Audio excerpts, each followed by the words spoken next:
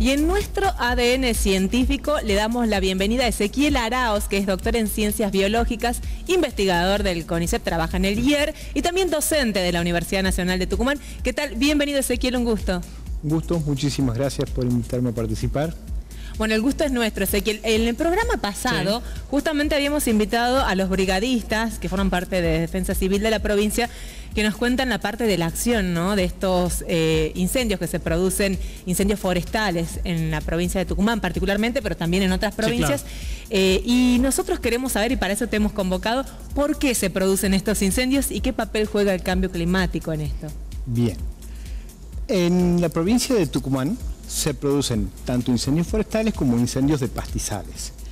Siempre que hay combustible que tiene la sequedad suficiente, es decir, falta de humedad suficiente, hay riesgo de que se produzca un incendio por cualquier ignición. Particularmente los incendios o los fuegos más frecuentes en la provincia de Tucumán son los que se producen en los sistemas de pastizales de altura, como Tafí del Valle, que son los que han estado en las noticias los últimos días, y los de los cañaverales, que también es una gramínea.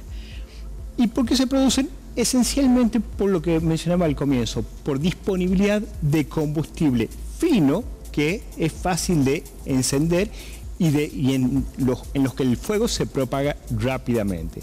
Los incendios forestales, por el contrario, como el que sufrimos hace unos años en las sierras de San Javier, son menos frecuentes porque es más difícil quemar el combustible a medida que va engrosando el volumen. El rol del cambio climático: para que se produzca el combustible necesitamos que crezca la biomasa durante la estación de crecimiento, es decir, durante la primavera y el verano. Entonces, la cantidad de precipitaciones y las temperaturas juegan un rol primordial en la formación de combustible. Durante el periodo seco, el invierno, en un clima estacional como el nuestro, las heladas y la seca favorecen que el combustible pierda la humedad y por lo tanto favorezca la propagación de los fuegos. Particularmente en la provincia, el cambio climático lo que está produciendo es que disminuyan las heladas. Entonces es muy frecuente que durante los inviernos, particularmente en las zonas bajas, los cañaverales mantengan mucho más tiempo la humedad. Entonces es menos probable, o los fuegos son menos intensos, es menos probable que se propaguen y los fuegos son menos intensos.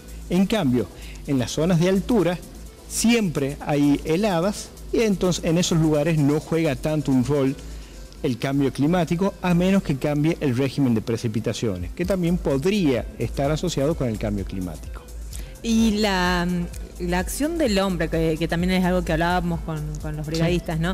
En esto de no ser cuidadosos a veces con el tema de hacer una fogata, o las mismas creencias a veces de la gente de que es mejor quemar el pasto, los pastizales, y en los cañaverales a veces también sigue pasando, pese a que hay multas para ellos, ¿no? ¿Qué visión tienen ustedes sobre esto? Bueno, es difícil saber la proporción de fuegos intencionales o de origen antrópico. La mayoría son de origen humano. La mayoría de los fuegos son de origen humano. Las causas accidentales son muy frecuentes y cada vez van a ser más frecuentes a medida que el ser humano se interna, curiosamente la palabra, en los sistemas naturales y hace fuegos, hace asados y muchas veces los apagan mal. En el caso de los cañaverales, los fuegos intencionales, están los de los cañaverales, que a veces están producidos por gente que quiere producir un daño, y otras veces por un manejo de los cañaverales, es decir, por un manejo más eficiente.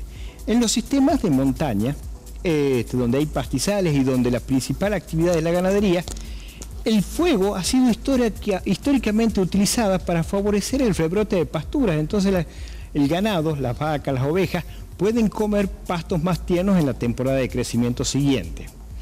Sin embargo, lo que está pasando en los últimos años, 50, 60 años, es que se está desintensificando la agricultura y la actividad ganadera, y eso produce dos efectos. Por un lado, los animales remueven menos biomasa, es decir, que se acumula más combustible, pero por otro lado, al no haber actividad ganadera, no haber una persona que esté dispuesta a iniciar esos fuegos para favorecer el rebrote de las pasturas, la frecuencia de fuegos puede disminuir. En el largo plazo eso puede tener otro efecto. Al no haber igniciones y al haber una acumulación mayor de combustible, porque cuando se queman desaparece el combustible, es muy probable que cada vez tengamos fuegos más extensos y más intensos en los sistemas de montaña. Y eventualmente, en algunos años extremos, esos fuegos de cañaverales o de pastizales se pueden internar en el bosque, como ha sucedido en algunos años. ¿Los diferentes estamentos estatales pueden lograr algún tipo de prevención para que esto no siga avanzando?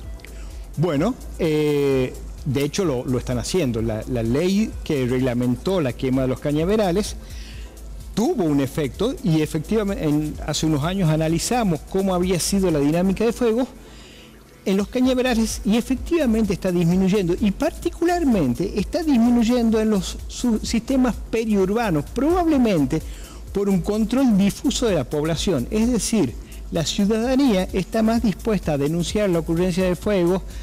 Entonces, en esos lugares donde hay un control poblacional ciudadano, es menos frecuente que ocurran los fuegos. ¿Podemos decir que va teniendo algún efecto, alguna concientización ambiental, además de las leyes? Totalmente. De hecho, un poco lo que está sucediendo en el Valle de Tafí, los fuegos en los pastizales son bastante frecuentes. ¿Sí? Han sido históricamente bastante frecuentes. ¿Y qué es lo que está pasando?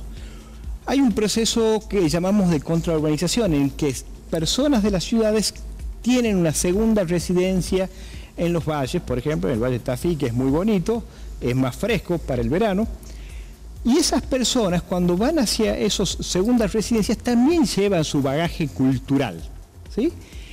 Y ahí es cuando empiezan a denunciar esas actividades que tradicionalmente se habían utilizado, es decir, la concientización o la valoración cultural de la población está haciendo que la frecuencia de fuegos disminuya.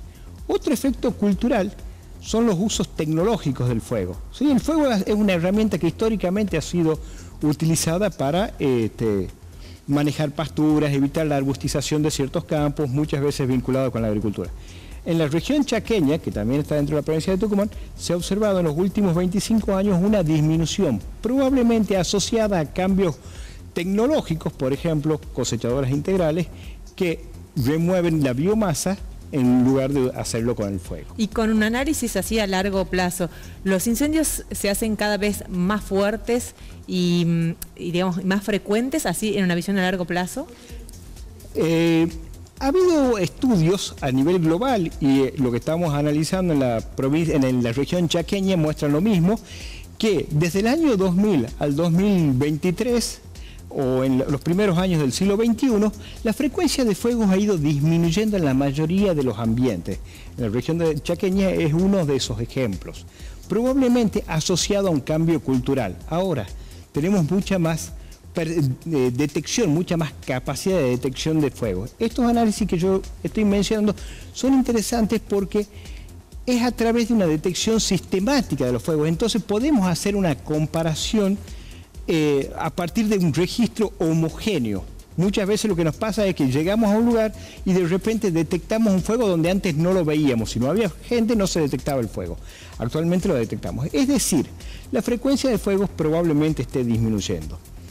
Sí es probable que la intensidad de los fuegos esté aumentando, por eso que estaba mencionando.